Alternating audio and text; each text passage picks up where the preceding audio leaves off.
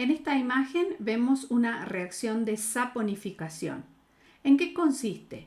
Cuando un ácido graso forma un enlace con un alcohol, este enlace de tipo éster es una reacción de esterificación con la consiguiente liberación de una molécula de agua.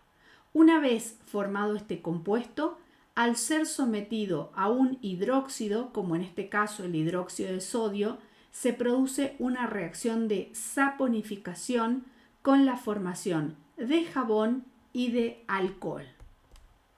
Vamos a ver los lípidos simples. Son lípidos saponificables cuya composición química solamente tiene carbono, hidrógeno y oxígeno. Los primeros de ellos son los acilglicéridos, que son lípidos simples formados por la esterificación de 1, 2 o 3 moléculas de ácidos grasos con una molécula de glicerina o también conocido como glicerol. También se llaman glicéridos o grasas simples. Los acilglicéridos frente a bases dan lugar a reacciones de saponificación como la que veíamos anteriormente, en la que se producen moléculas de jabón. Según el número de ácidos grasos, se dividen en monoglicéridos con un solo ácido graso, diglicéridos con 2 ácidos grasos o triglicérido con 3 ácidos grasos. Vemos acá entonces 3 ácidos grasos individuales. Acá vemos una molécula de glicerol y vemos la esterificación y la formación posterior de un triglicérido. 3 ácidos grasos unidos mediante un enlace éster a un esqueleto de glicerol, con la liberación de 3 moléculas de agua. Vemos también las ceras. Las ceras son ésteres de ácidos grasos de cadena larga con alcoholes de cadena larga. En general son sólidas y totalmente insolubles en agua.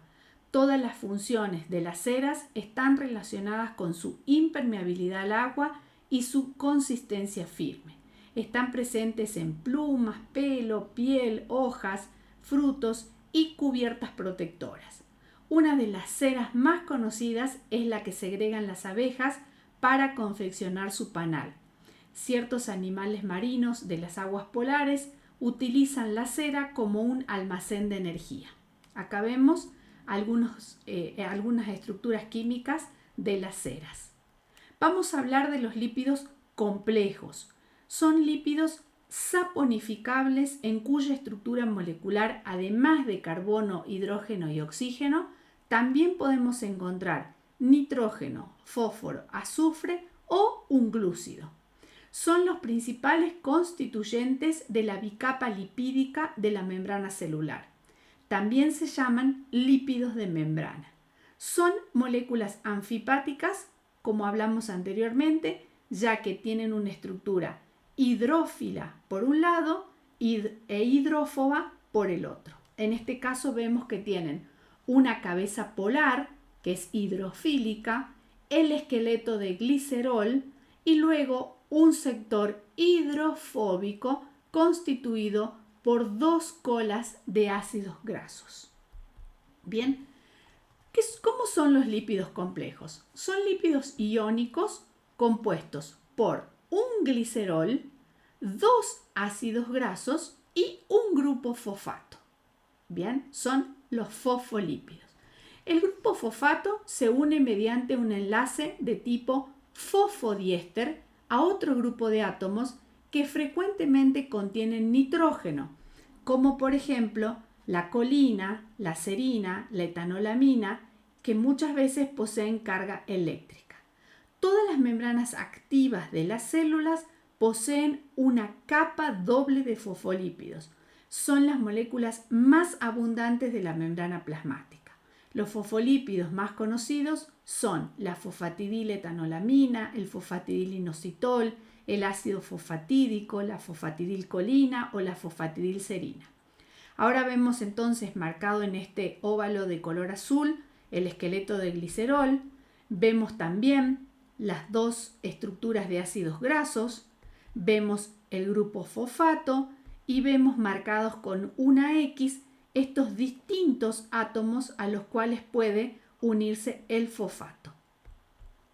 Vemos un ejemplo de un lípido complejo como la lecitina, donde en su parte superior podemos ver la colina con carga positiva, el grupo fosfato con carga negativa, vemos el glicerol, ese esqueleto con el cual se encuentran esterificados los dos ácidos grasos. Tenemos entonces una cabeza hidrofílica y una cola hidrofóbica. Aquí también vemos un esquema de esto. Bien. La lecitina es una sustancia orgánica abundante de las membranas de las células vegetales y animales, bien, especialmente en el tejido nervioso. Se obtienen de las grasas animales, la yema del huevo, semillas. Se emplea también para la elaboración de alimentos, en cosmética y en farmacia. Vamos a ver los glucolípidos.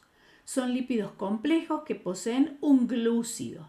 Forman parte de las bicapas lipídicas de la membrana plasmática y están presentes en la cara externa de la membrana plasmática, formando una estructura denominada glucocálix. Realizan funciones de relación celular, son receptores de moléculas externas que dan lugar a respuestas celulares. Los principales glúcidos en los glucolípidos pueden ser la galactosa, la manosa, la fructuosa, glucosa, glucosamina, galactosamina y ácido siálico. Los glucolípidos más comunes son los cerebrósidos, los gangliósidos y los sulfolípidos. La cadena de hidratos de carbono puede tener entre 1 y 15 monómeros del monosacárido, es decir, ese glúcido que acompaña al lípido puede tener entre 1 y 15 monómeros de este azúcar simple. Las principales funciones de los glucolípidos son las de reconocimiento celular y la de receptor antigénico. Vamos a hablar ahora de los lípidos no saponificables, como los terpenos, los esteroides y los icosanoides. Ven ustedes que su estructura ya comienza a ser diferente. Sí son moléculas lineales o cíclicas que pueden cumplir funciones variadas, entre las que se pueden citar esencias vegetales como el mentol, el geraniol, el limoneno, el alcanfor, el eucaliptol, la vainillina. También pueden funcionar como vitaminas, la vitamina A, la E o la K. También sirven como pigmentos vegetales como la carotina y la xantófila. Son muy abundantes en la naturaleza y muchos son responsables del olor, el color y la resistencia al ataque de microorganismos e insectos en la madera de las plantas superiores lignificadas. Vemos luego el segundo grupo de lípidos no saponificables, que son los esteroides. Todos estos lípidos derivan del elastano. Hay dos grandes grupos. El primero, el de los esteroides, como el colesterol y las vitaminas D, y luego las hormonas esteroideas, como las hormonas suprarrenales y las hormonas sexuales. Son lípidos no hidrolizables, no saponificables, que contienen una estructura química muy particular, presentando 4 anillos condensados, bien, designados por A, B, C o D. Si ustedes pueden ver aquí, vemos los 4 anillos que forman la estructura base. 3 de 6 y 1 de 5 carbonos. Bien, los esteroides. Muchos son considerados derivados del colestano. Pueden ser encontrados en casi todos los tejidos de los organismos vivos. Muchos actúan como hormonas. El colesterol es un componente importante de las membranas de las células animales. Es un intermediario en la biosíntesis de hormonas esteroidales. En los peces puede ser sintetizado a partir de un compuesto denominado acetil-CoA, no así en los crustáceos. El colesterol no se encuentra presente en las plantas. Otros esteroides como la cortisona y el cortisol están ampliamente utilizados para el tratamiento de inflamación por alergias o artritis reumatoidea. También los andrógenos, estrógenos y progesteronas, que son hormonas sexuales, son compuestos esteroidales, al igual que los ácidos biliares. Cumplen funciones las primeras, los andrógenos, estrógenos y progesterona, de regulación sexual, funciones reproductivas, y en el caso de los ácidos biliares se combinan con las sales de sodio en el intestino para formar emulsificantes, facilitando la digestión. Vemos acá estructuras de esteroides como la testosterona, el colesterol, la progesterona, el ácido cólico. Como ven ustedes, todos tienen 3 anillos de 6 y un anillo de 5. Vamos a hablar un poco del colesterol. Su nombre procede del griego cole o bilis y esteros, que significa sólido, por haberse identificado en cálculos de vesícula biliar. El colesterol forma parte estructural de la membrana y le confiere estructura y estabilidad a las células. Es la molécula base que sirve para la síntesis de casi todos los esteroides. Es el componente principal de la bilis. Solo se encuentra presente en animales. No es calórico, es decir, que no podemos obtener energía de él. Debido a su insolubilidad en agua, circula exclusivamente asociado a lipoproteínas. Solo está presente en animales, como dijimos anteriormente, nunca en plantas. ¿Qué importancia tiene el colesterol? Es un precursor de la vitamina A, D, E y K. Es precursor de hormonas sexuales como la progesterona, el estrógeno y la testosterona. Es precursor de hormonas corticoesteroidales como el cortisol y la aldosterona. Es precursor de sales biliares, esenciales en la absorción de algunos nutrientes lipídicos y vía principal para la excreción del colesterol corporal.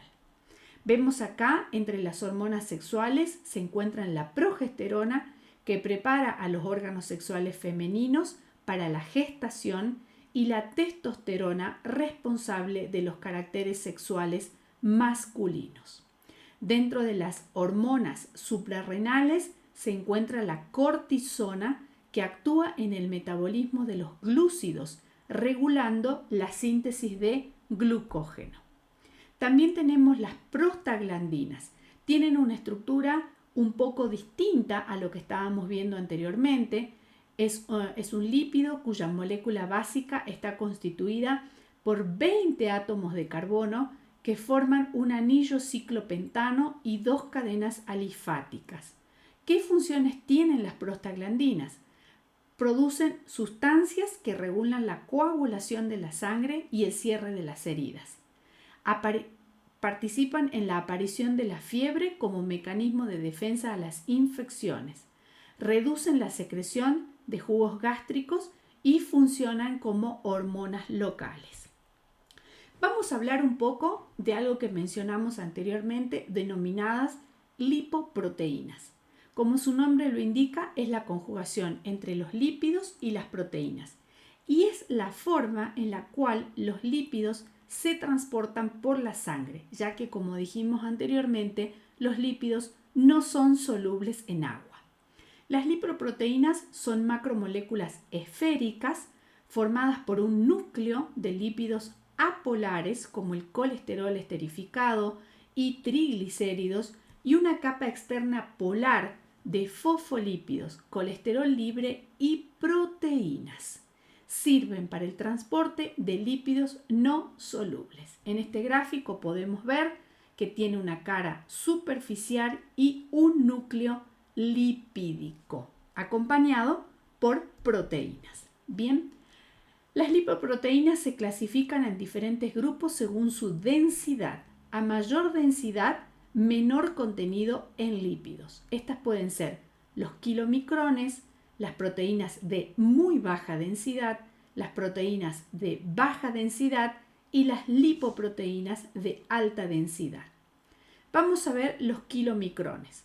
Son partículas de gran diámetro, ricas en triglicéridos, más del 90% de su contenido total. Se producen en el intestino y transportan los lípidos absorbidos, principalmente los triglicéridos, al resto de los órganos y especialmente al músculo esquelético y al tejido adiposo. Las lipoproteínas de muy baja densidad o Very Low Density Lipoprotein son lipoproteínas producidas en el hígado con un diámetro de entre 45 y 100 nanómetros. Son ricas en triglicéridos, aproximadamente el 90% de su contenido total. Estas lipoproteínas transportan triglicéridos endógenos al resto de los órganos. Esta enzima es controlada por la insulina. A partir de la lipólisis de estas lipoproteínas se producen lipoproteínas de densidad intermedia y a partir de estas las lipoproteínas de alta densidad. Las lipoproteínas de baja densidad o low density lipoproteins. Las lipoproteínas de baja densidad son partículas ricas en colesterol con un diámetro de entre 20 y 25 nanómetros que son captadas por las células del cuerpo y de este modo se proveen del colesterol que la célula requiere. Un nivel alto de LDL está asociado a enfermedades cardíacas. Es lo que conocemos con el nombre de colesterol malo. Muy alta en colesterol, mayor componente del colesterol sanguíneo. Transporta colesterol desde el hígado al resto del cuerpo para ser utilizado en distintos procesos. Vamos a ver las lipoproteínas de alta densidad o High Density Lipoprotein. Las HDL tienen un diámetro de entre 25 y 10 nanómetros.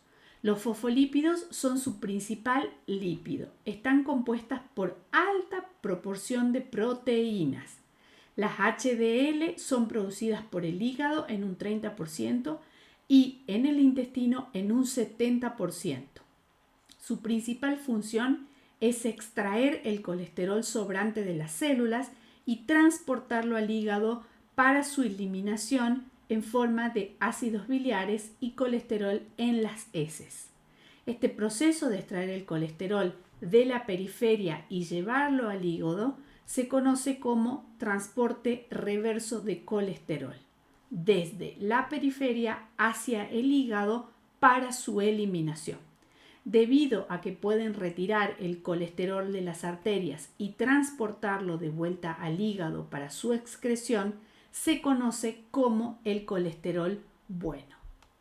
Vamos a ver finalmente cómo se almacenan los lípidos. Estos se almacenan en un tejido denominado tejido adiposo perivisceral, es decir, que rodea las vísceras, también en el hígado, en el músculo y en el tejido subcutáneo. En músculo blanco en grasa insertada entre las fibras y en el rojo se encuentra dentro de las fibras. Vemos acá los adipocitos, que son las células que contienen los lípidos. Bien, vemos acá un esquema y acá un corte de un tejido adiposo. Vemos acá cómo se toma la cantidad de grasa que posee nuestro organismo. Espero que esta clase les haya gustado. Si tienen alguna pregunta, pueden dejarla en los comentarios. No olviden suscribirse a mi canal de YouTube, Sara Zurita Martínez. Muchas gracias.